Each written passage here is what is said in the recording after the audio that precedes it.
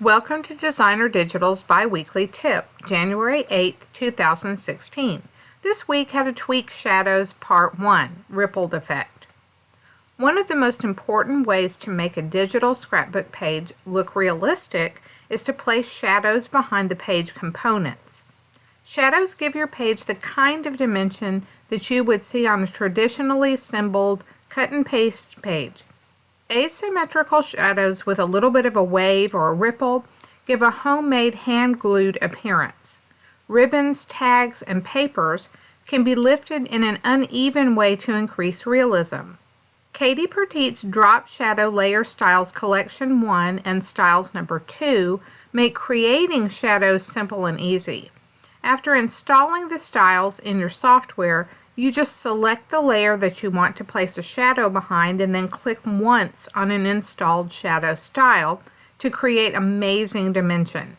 You can take these shadows to a whole new level by adjusting them in Photoshop. Here's one way that you can tweak a drop shadow. Begin by applying a shadow using your favorite method. I'm going to apply a shadow to this tan-colored measuring tape. For the sample, I'm going to use Simple Drop, which is one of Katie Pertitte's drop shadow styles. Just click on the layer that you want to apply a style to, and then come up to the Style panel and click on the style you want to use. You'll notice that a small effects icon appears at the right side of the layer to which the style was applied. Right-click on the FX icon itself and choose Create Layer.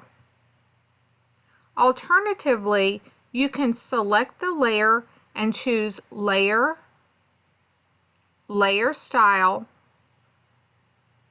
Create Layer. This creates a new layer under the shadowed layer containing the shadow that you created earlier. Now the shadow is on its own layer, so it's no longer married to the original layer. Moving the shadow to a separate layer opens up a host of customization options. Here's one way using the Distort Filter. Click the shadow layer to select it and then choose Filter, Distort, Wave from the menu bar. Adjust the wavelength, amplitude, and scale sliders to your liking, using the preview on the right as a guide. Experiment with clicking the Randomize button here to make it slightly more imperfect.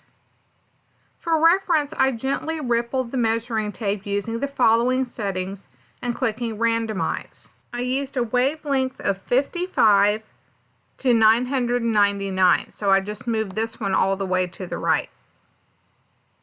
I used an amplitude of 1 to 35.